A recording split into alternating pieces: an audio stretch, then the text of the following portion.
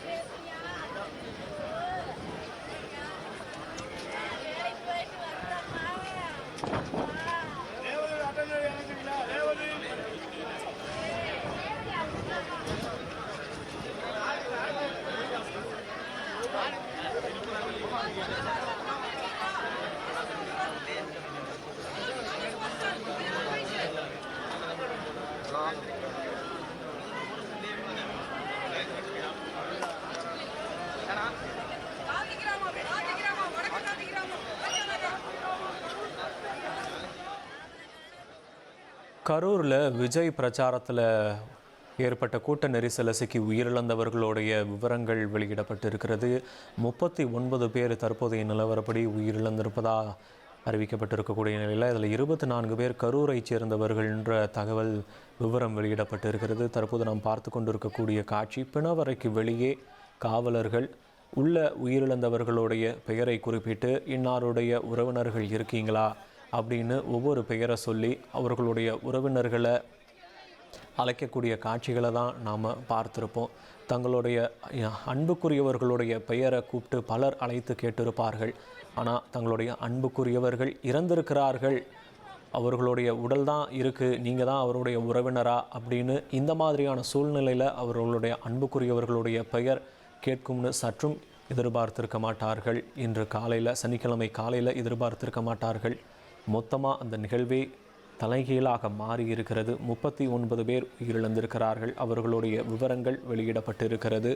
அதில் 39 பேரில் 24 பேர் கரூரைச் சேர்ந்தவர்கள். இந்த கூட்ட நெரிசலில் சிக்கி உயிரிழந்தவர்களில் அதில் ஒரு பெண், ஈரோட்டைச் சேர்ந்த பெண் உட்பட 2 உயிரிழந்திருக்கிறாங்க. 39 பேரில் 24 பேர் கரூரைச் சேர்ந்தவர்கள்.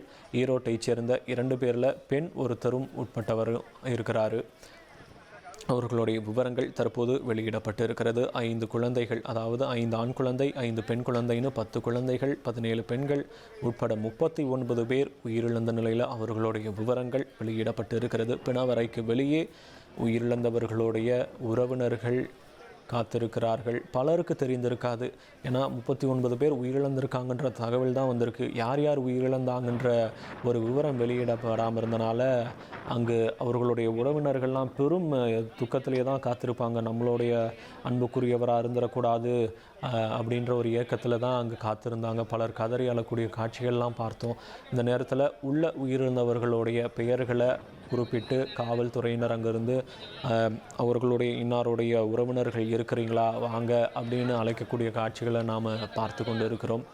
லெஃப்ட் சைடில் நம்ம பார்த்து கொண்டு இருக்கக்கூடிய காட்சி, பிணவரைக்கு வெளியே உறவினர்கள் காத்து கொண்டு இருப்பது. அங்கிருந்து உள்ள இறந்தவர்களுடைய உடல் இருக்கிறது. அவர்களுடைய பெயரை குறிப்பிட்டு இன்னார் உள்ளே இறந்திருக்கிறார், இவருடைய உறவினர் இருக்கிறீங்களா அப்படின்னு காவல்துறையினர் தெரிவிக்கக்கூடிய காட்சியை நம்ம சற்று நேரம் முன்னாடி பார்த்தோம்.